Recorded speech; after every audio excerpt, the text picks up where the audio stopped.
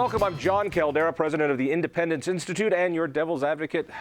It's almost here. Sweet relief comes on Tuesday with the election, but until then, there's a few downstream items on that ballot that you ought to be aware of. So later on in the program, we're going to be talking to Susan Barnes-Gelt about the Denver tax increase, but right now, an old friend of mine, Miller Hudson, to talk about amendment, or is it referendum? It's Amendment S. Amendment S. Right. How long have we known each other? It's been 20 years anyway. Yeah.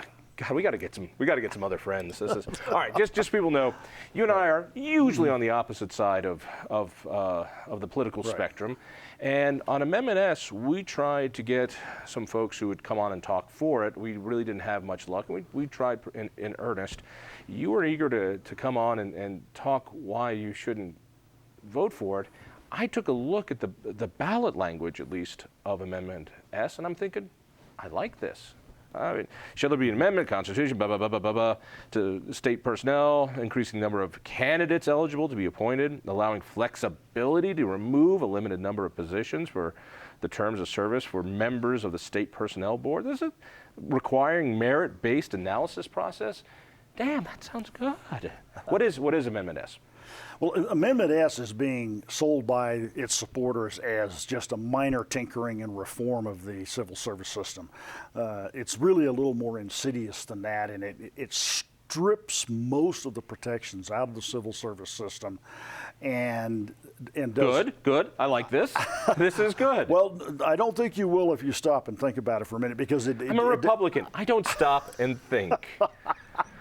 It does two things, and one is that it expands the number of political appointments that the governor would control from the current 125 in the senior executive service to 320. So 320. 320. So no additional 200 political spoil system patronage appointments. Let me go backwards and try to bring everybody up to speed, if you care, and you should. Colorado has a civil service, that means government state employees, system that was designed by some Bolshevik. I mean, this is something where it's so awful that when you hire a guy at the state to fill potholes, that is a position that can never really be fired. It can't be outsourced. You can't hire a contractor to do it. It's a terrible, terrible system, and we could be getting a lot more done through competitive contracting and other things if we had the flexibility to lay off people and reorganize, but we don't. On the top level, the governor, just like the president of the United States, is able to hire people for certain positions himself and fire them. These are the heads of the cabinet heads, the Department of Transportation, Department of Health, and I didn't know it was as many as 120. I thought it was more like 50, but he gets to put in, those are political appointments, and he can yank them at any time, right? That's correct. All right, but the bulk of the personnel are people who he can't touch. So what does S do here? Well, it's a little bit of an exaggeration to say that people can't be fired. State employees get fired all the time. Right. The position can't be eliminated. That position will remain a government position if it's going to be there. That's the problem that I've had with the state personnel system, because unlike RTD and other places where you can contract out services, you hire a guy and that position stays. And that's ridiculous. I mean, it's very Soviet. Right. There are provisions in the current system that need to be fixed. And if this was only an effort to fix those, I wouldn't have the problems that I have. But let's step back a second, because I think you have to put this in historical perspective. Why did voters place the civil service in the state constitution? If you go back to 1916, they put it on the ballot as an initiative and said, we want a merit-based civil service system. You led that campaign, did you not? Right after we fought off the Indians, in 1916. In those days, governors only served 2-year terms. Not just the people on the top. Every single state employee flipped over every time there was a change. Really? Yeah. Including the guy who would... Including the guy on the snowplow. Yeah, the guy on the snowplow, or whatever it was back then. Right. Really, so back before that, everybody, new guy, new patronage, you're gone. That's right. So my campaign supporters, my campaign contributors, your ne'er-do-well brother-in-law all got jobs when I won the election. That's right. And in 1917, the legislature came in, stripped the initiative from the voters, and so they came back 2 years later and put it in the Constitution, which only... And for those who don't know, by Colorado law, we can put things on the ballot, we can change the state law, the statutes, right. but the legislature can wipe it clean anytime they want. Right. You can't change the Constitution except with a vote of the people. So civil service protection was something that was brought forward by the people, put in the Constitution just for the reason that it stay there. Yes. All right. And so it's been there since 1918. 9 times in the intervening years, either the legislature or the governor has tried to get voters to make changes to the civil service system, and all 9 times it's lost. We're now on ballot initiative number 10. And I think it's important, there's 2 ways of looking at the civil service. What was attempted in 1918 and has been the philosophy behind the civil service for the past century, and I think it, for the most part, has served Colorado taxpayers well, is that we will provide you, as an elected official, a professional workforce that you have to use to manage state government. If you support that kind of an approach, then you're going to limit the number of political appointments. You're going to have this merit-based system for both hiring and promotion. Now, unfortunately, most politicians, either in the legislature or in the governor's office, and this is not a partisan problem because both Democrats and Republicans have tried to make changes in the past, they want knee-bending servitude to whatever their agenda might be. So then you have to look at the changes that are being proposed. Say that like it's a bad thing. Now, I've heard the commercials about that knee-bending servitude. The last 3 governors have done a commercial together, and I don't think they all get along all that well. You've got Ritter, you've got Owens, you've got Hickenlooper, different sides of the aisle saying this is a sensible reform, and it gives the governor the authority to finally fire more people. I like the sound of that. Well, but this isn't about firing people. This is about hiring people. And the question you have to ask yourself... I'm a Republican. I don't like that. Right. But if you give the governor more than 300 political appointments, and we're not talking about the snowplow driver. These are $100,000 a year jobs. This is a $30 million patronage payroll that's going to be funded for future governors. Now, am I concerned about what this governor, what John Hickenlooper plans to do? No, I'm not. But over the horizon somewhere is a governor coming on a populist wave, left or right, who will use all 300 of those positions to attempt to dominate policy in state government. What governors do... Governor Caldera's administration promises that won't happen. All right, so let me see if I understand what you're saying. It's not necessarily that you distrust the current governor, or who now will have double the amount of appointees. Right. You're worried about the unintended consequence of, wait a second, who are we empowering? 100 years ago, they had this problem. But can't you say this is a bit of a compromise? I mean, 100 years ago, it was everyone who worked for government.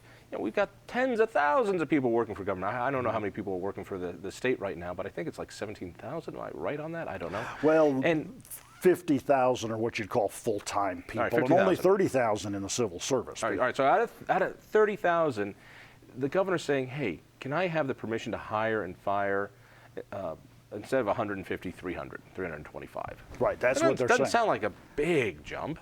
Well, but you're talking about the 300 top jobs. You know, if you adopt the philosophy that civil service is this professional, qualified workforce that you provide to the elected official as a tool to run government, who's going to make a career that has real talent if they know that they'll never be able to hold some of the top jobs? Today, division managers, deputy departmental directors, the example I'd like to give, look at the Oil and Gas Commission. We've got an issue in the state right now between frackers and anti-frackers. Historically, under the old system, the person that would be the staff director at the Oil and Gas Commission would be a 25 or 30-year career employee who understands both the oil industry, the environmental trade-offs. Do you want that position filled with an advocate, a zealot? If he's on my side, absolutely. If he's on your side, then not no, not you at all. don't want them in there.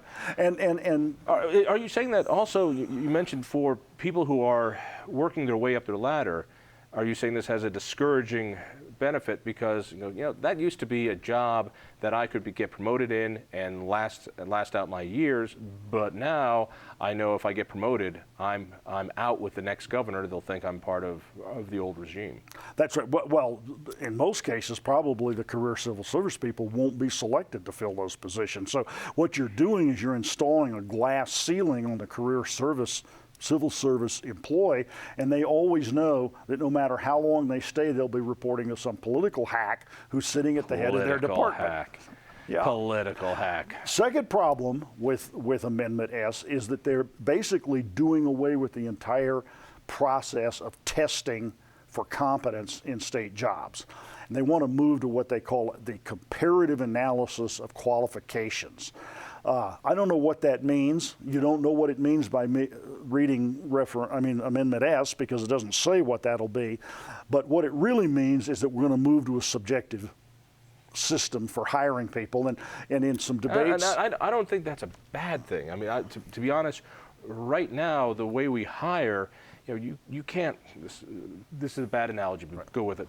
You can't hire Bill Gates to teach a computer class because he hasn't gone through the right training to be a teacher. Yet he has so much to offer.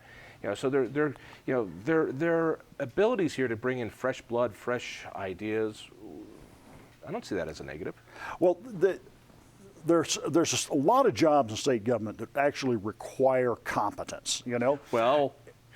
Your water quality. You know how many jokes I just let slide by? No, but your water control engineers, your bridge engineers, they need to know what they're doing.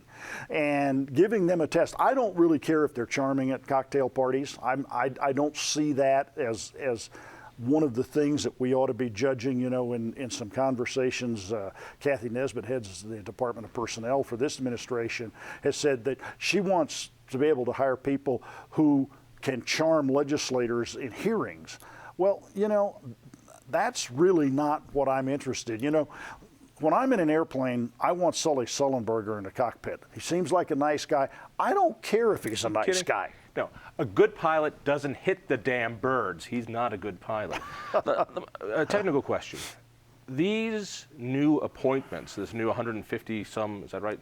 200 almost. All right, these 200 new appointments, do they replace positions that are now being filled by career civil service, or are these 200 brand new positions? No, they're not. They're not brand new, and it will take a while to transition all of them. However, in Amendment S, if you read it, you'll see they've called out certain positions and said in the future these will definitely be political appointments.